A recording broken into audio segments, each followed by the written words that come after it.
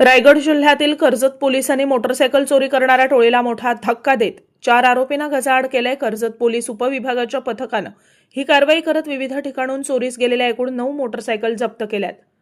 अटक करण्यात आलेल्या आरोपींकडून कर्जत, वांगणी, बदलापूर, अंबरनाथ आणि मुरबाड पोलीस ठाण्याच्या हद्दीतून चोरी करण्यात आलेल्या मोटरसायकल हस्तगत करण्यात आल्यात.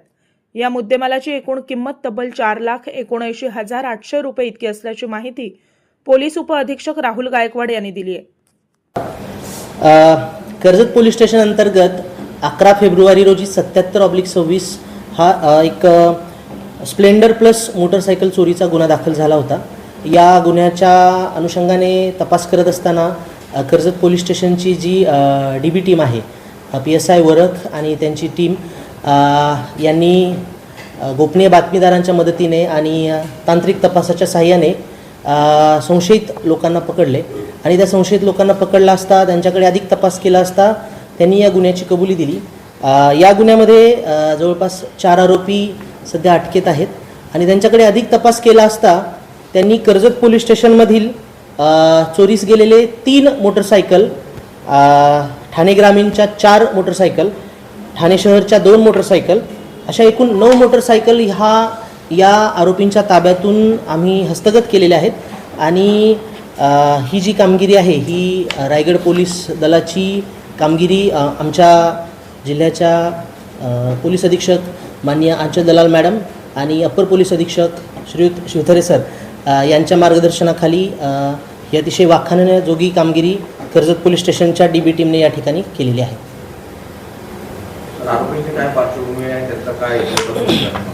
आरोपी 4 पैकी 1 आरोपी विरुद्ध पूर्वीचे गुन्हे आहेत, बाकी 3 आरोपी विरुद्ध गुन्हे नाहीत आणि त्या 4 आरोपीपैकी 1 आरोपी विरुद्ध हा खुनाचाही गुन्हा दाखल आहे. तो एका खुनाच्या गुन्ह्यामध्ये पाहिजे आरोपी आहे.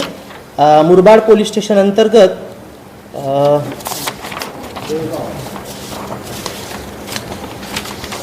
कल्याण पोलीस स्टेशन अंतर्गत गुन्हा नंबर 689/25 हा BNS 103 प्रमाणे जो गुन्हा दाखल आहे त्यामध्ये हा पाहिजे आरोपी आहे.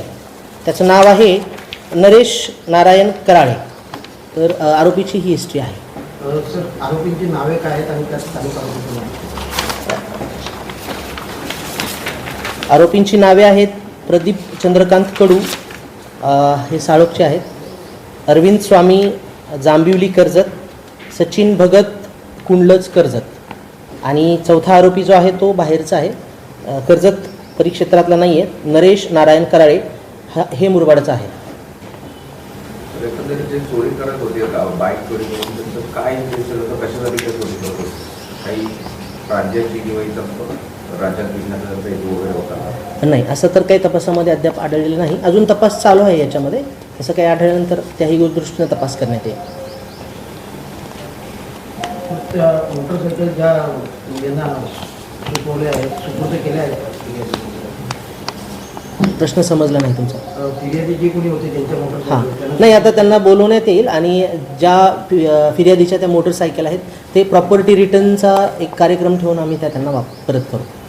साहेब, आता तुम्ही एकाच गुन्ह्याचा आरोपी गुन्हा दाखल होत आहे गाडीचा. 5-6 आपण गाड्या पकडल्यात, 4, 3 आणि 2 त्या सगळे गुन्हे दाखल आहेत की? हो, सगळे गुन्हे दाखल करत नाही ना? नाही, सॉरी, सगळे गुन्हे दाखल आहेत. सर्व गुन्हे दाखल आहेत. आपल्या कर्जत पोलीस स्टेशनचे 3 आहेत, म्हणजे आपल्या रायगड जिल्ह्याचे. बाकी ठाणे ग्रामीणचे 4 आणि ठाणे शहरचे 2 असे आहेत. सर्व गुन्हे दाखल आहेत. आरोपींना काय शिक्षा झाली, आता काय कार्यवाही? सध्या ते पोलीस कस्टडी रिमांडमध्ये आहेत. अजून पोलीस कस्टडी वाढवण्यासाठी आम्ही आज मान्य न्यायालयाला विनंती करू आणि त्यानंतर अजून वेगवेगळ्या जे अँगल आहेत तुम्ही जो आत्ता सांगितला त्या दृष्टीने तपास करून बाकी परत त्यांना मॅजिस्ट्रेट कस्टडीसाठी विनंती करून लवकरात लवकर या गुन्ह्याचा तपास करून मान्य न्यायालयामध्ये याचं दोषारोपपत्र दाखल करण्यात येईल. त्यांना PC दिली का? जाहीर केली कोर्टाने आज हजर करणार? नाही, PC दिलेली आहे. त्यांची PC किती दिवस होते? आजपर्यंत PC होती त्यांची. आज PC संपत आहे. दुसऱ्या पोलीस स्टेशन मागणी केली का त्या आरोपीची? हो, त्यांनी मागणी केलेली आहे. त्यांना आम्ही तसा पत्रव्यवहार केलेला आहे आणि त्याचबरोबर आम्ही आपल्या जिल्ह्यातील वेगवेगळ्या पोलीस स्टेशनलाही वायरलेस मेसेज केलेला आहे की हे आरोपी आपल्या गुन्ह्यामध्ये असतील तर त्यांच्याकडे अधिक तपास करावा. तो तुम्ही गुन्हाचा आरोपी म्हणताय, तो फरार होता, तो आणि ह्या तालुक्यातले 3-4 तरुण आहेत त्यांच्या संपर्क कसा काय आला? मिलिटरी एक्शनमध्ये असं काय आलं का? नाही, असं काही अद्याप आलेलं नाही आहे. ते कसे काय संपर्क आले याची काय पार्श्वभूमी आहे का? हे सर्व जुने मित्र होते, त्यातून यांचा संपर्क झालेला आहे. सर, एक कशा पद्धतीने आपण छडा लावला आहे?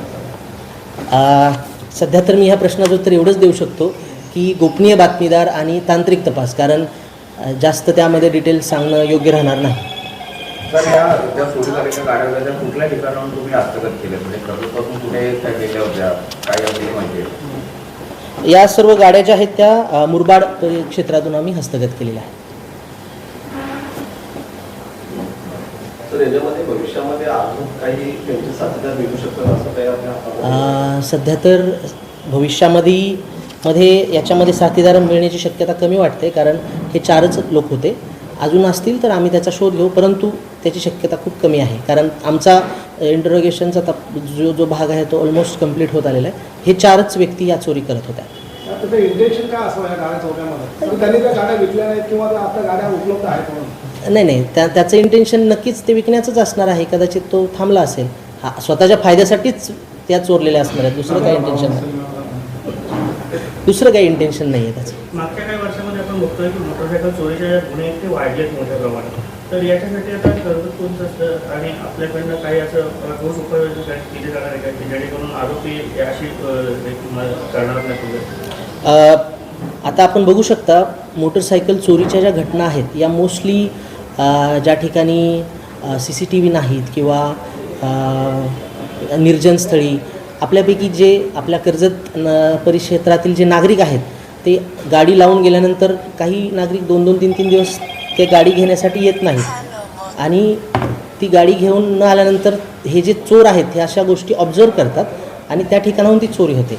तर यासाठी एकच महत्त्वाचा उपाय आहे जो की आम्हीही त्याच्यावर काम करतो आहे, ते म्हणजे कर्जत शहरामध्ये, कर्जत तालुक्यामध्ये जास्तीत जास्त संख्येने CCTV बसविणे. कारण CCTV हा अतिशय महत्त्वाचा आणि उपयुक्त असा सोर्स आहे पोलिसांसाठी किंवा कोणत्याही एजन्सीसाठी, ज्याच्या मदतीनं आम्ही सर्व गोष्टींचा छडा लावू शकतो. आत्ता सध्या कर्जत शहरामध्ये आपण ANPR कॅमेरे बसवण्यासाठी प्रयत्न करतो आहे. लोकवर्गणीतून आम्ही सर्व व्यक्तींना आवाहन केलेलं आहे. आपण इथं इतक्या मोठ्या संख्येने पत्रकार उपस्थित आहात, तर आपल्या साक्षीने मी सर्व नागरिकांना पण आवाहन करतो की आपण कर्जत तालुक्यामध्ये जास्तीत जास्त ANPR कॅमेरे बसवून घ्यावेत. त्याचबरोबर जे दुकानदार आहेत, आपण बघू शकता आपल्या शहरामध्ये पण भरपूर दुकानदार आहेत, तर त्यांनीसुद्धा त्यांचा एखादा कॅमेरा स्वखर्चातून जर दुकानाच्या बाहेरच्या दिशेने बसवला तर तो त्यांनाच उपयोगी ठरणार आहे. तर याच्यावरती CCTV हा एक रामबाण उपाय आहे. तर आपली जी तपास जी टीम करण्यात आहे त्यांची अतिशय कौतुकास्पद कामगिरी आहे. त्यांचं काही तुम्ही कौतुक करणार आहात की त्यांना काही यामध्ये रिवॉर्ड वगैरे जाहीर करणार आहात? निश्चित. यासाठी माननीय SP मॅडम यांच्याकडे यांचा रिवॉर्ड रिपोर्ट पाठवण्यात आलेला आहे आणि त्यांचं SP मॅडमनी सुद्धा त्यांचं खूप कौतुक केलं आणि त्यांना तशा पद्धतीचं प्रशंसापत्रक आणि रिवॉर्ड रूपी काही रक्कम ही शासकीय नियमानुसार माननीय SP मॅडमतर्फे देण्यात येईल. थँक्यू.